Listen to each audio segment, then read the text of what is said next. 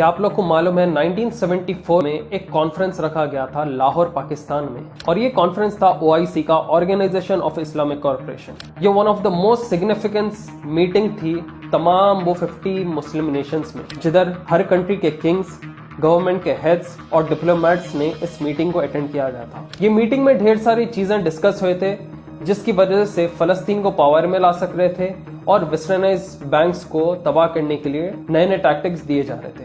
مگر کیا آپ لوگ کو معلوم، یہ کی کانفرنس ہونے کے چند مہینے بعد بڑے سے بڑا کنگ، گورنمنٹ ڈپلومیٹ اور رولرز کی ہتیا ہوتے گئے۔ It was regrettable for the group to allow itself to be used by Pakistan. Hosted a special session of the Organization of Islamic Cooperation.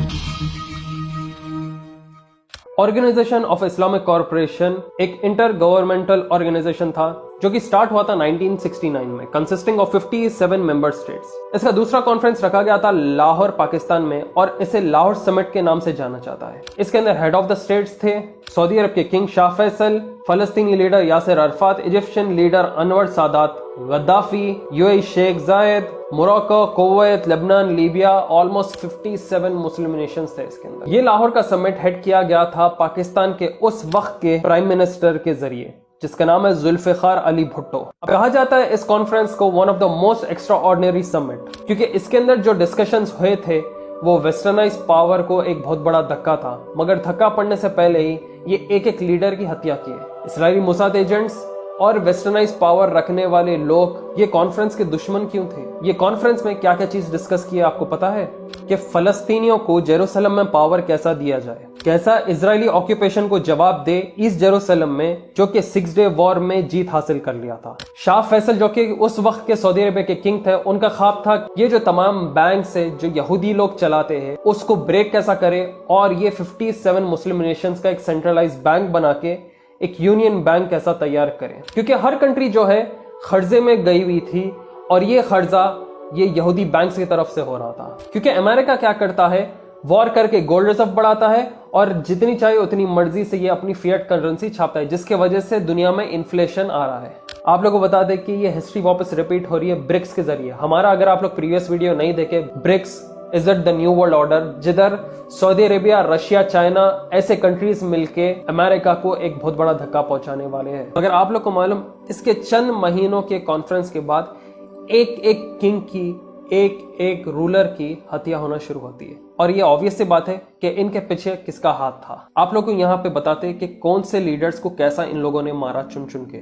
King Faisal بن عبد العزیز سعودی عربیہ کے، ان کا اساسینیشن ہوتا ہے مارچ 1975 کو، اور ان کا اساسینیشن ہوتا ہے ان کے ہی نیفیو سے، جو کہ جبھی اس وقت پہ US سے ریٹرن ہوتا ہے۔ یہ ایسے شخص تھے جو کہ سعودی عرب میں ریولیوشن لا دیے تھے۔ سعودی عرب کی اکنامک گروتھ، انفراسٹرکچر ڈیولپمنٹ میں اور ایجوکیشن میں ان کا بہت بڑا ہاتھ تھا، اور واحد لیڈر جو کہ آ کے اسرائیلیوں کو گالی دیتے اور یہ کہتے تھے کہ ہم دودھ اور کھجور پہ ہمارا گزارا کر سکتے ہیں، ہم سعودی ہیں۔ مگر آپ لوگ کو تو معلوم ہوگا یہ موساد ایجنٹس کو یہ بات پسند نہیں آتی ہے، زائنسٹ آرگنائزیشنز کو یہ بات پسند نہیں آتی ہے، اور یہ کنگ فیصل کی یہ لوگ اساسینیشن ان کے ہی خود بھتیجے سے کرواتے ہیں، جس کا نام ہے فیصل بن مسید۔ کیونکہ کنگ کے گھر میں کسی کو انٹرنس الاؤڈ نہیں ہے، خود کی فیملی ممبرز کو رہتا، تو ان لوگوں نے فیملی ممبرز کو ہی یوز کر لیا۔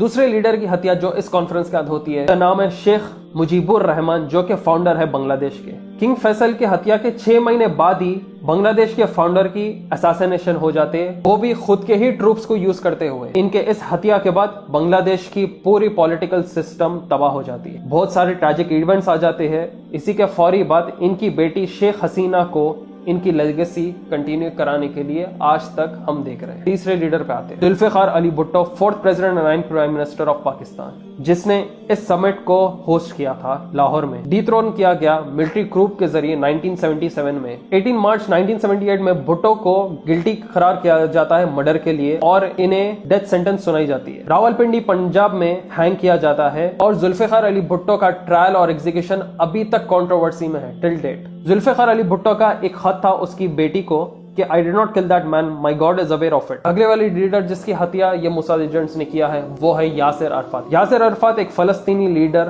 ایک پرومیننٹ فگر، جن کی ہتیا ہوئی 2004 میں ایک پیرس ہاسپٹل میں، اور وہ بھی مسٹیریس سرکمسٹنسز میں۔ کہا جاتا ہے رپورٹس کے حساب سے کہ اسرائیلی گورنمنٹ نے بہت بار ٹرائی کیا اساسینیٹ کرنے کو یاسر عرفات کو، مگر ان کے تمام اٹیمپٹس انسکسیسفل رہے۔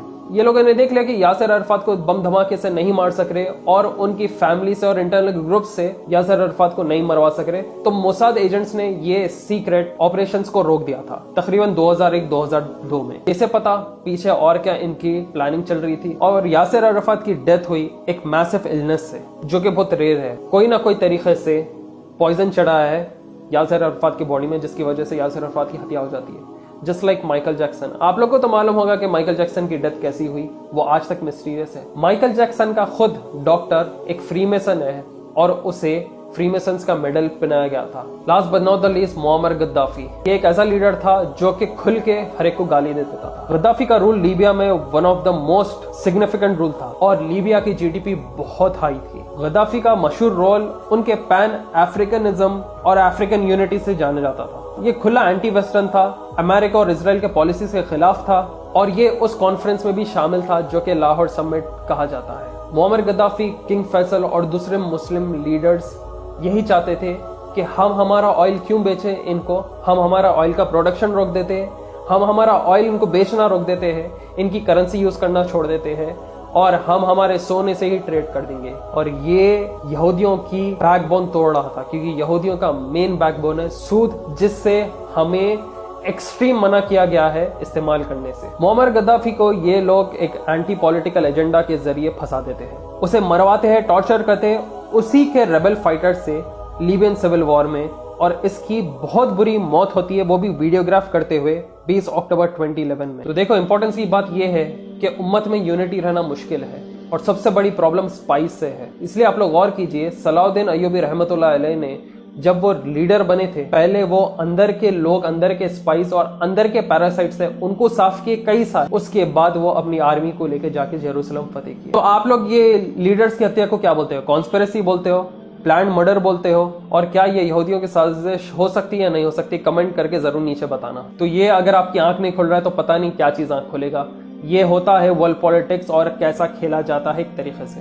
होप आप लोग को वीडियो पसंद आई हो। बहुत मेहनत लगती है एक वीडियो बनाने के लिए, तो इसे ज्यादा से ज्यादा शेयर करिए आपके व्हाट्सएप स्टेटस में, फेसबुक के जरिए, जहां पर भी आप इसे देख रहे हो। नए नए वीडियोस के साथ आपके आगे आते रहेंगे, ऐसे नए नए चीजें आपको बताते रहेंगे, और आपका शेयर करना, आपका सब्सक्राइब करना हमारे लिए ही बहुत बड़ा सपोर्ट। तो आएंगे जल्द फिर एक नई वीडियो के साथ। दुआ में याद रखिए मैं। Till then take care and C you soon. अस्सलाम वालेकुम।